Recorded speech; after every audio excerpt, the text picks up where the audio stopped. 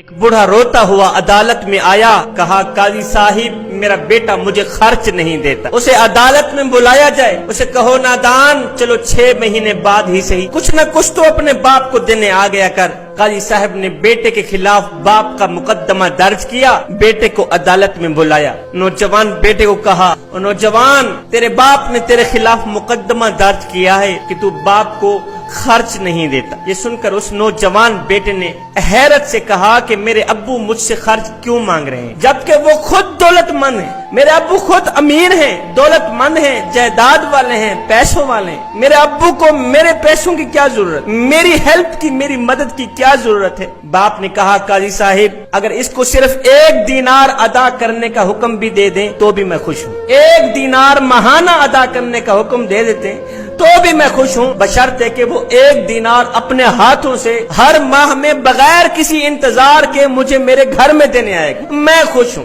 قاضی صاحب نے بالکل ویسے ہی فیصلہ کیا جیسے باپ چاہتا تھا۔ نوجوان بیٹا عدالت سے نکل گیا، پیچھے اس قاضی نے اس بوڑھے باپ سے پوچھا بابا جی جب آپ ہیں بھی امیر، اتنے بڑے امیر ہیں، پھر تھوڑی سی رقم وصول کرنے کا مطالبہ کیوں کیا ہے؟ تھوڑی سی رقم لینے کے لیے تو نے بیٹے کے خلاف اتنا بڑا مقدمہ درج کیوں کرایا ہے؟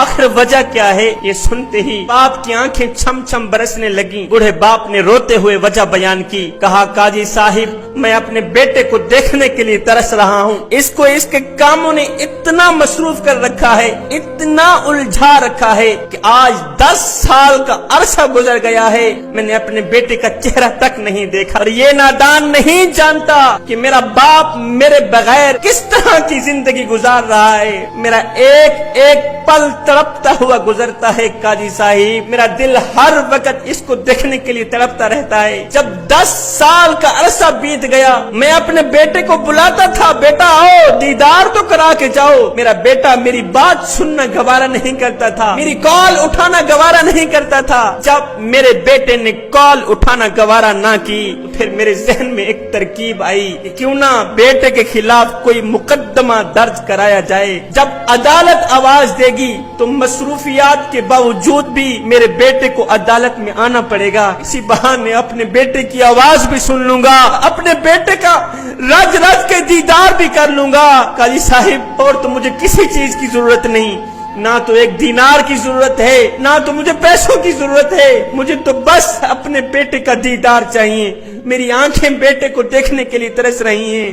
خوش قسمت ہیں وہ لوگ جو اپنے بوڑھے والدین کو وقت دیتے ہیں اس سے پہلے کہ وقت گزر جائے۔ کاش کہ میری بات تیرے دل میں اتر جائے۔ میرا اللہ فرماتا ہے اپنے والدین کو دکھ دے کر مجھ سے اپنی خوشی کے لیے دعا مت کرنا، اور اپنے والدین کو خوشی دے کر اپنے دکھوں کی پرواہ مت کرنا۔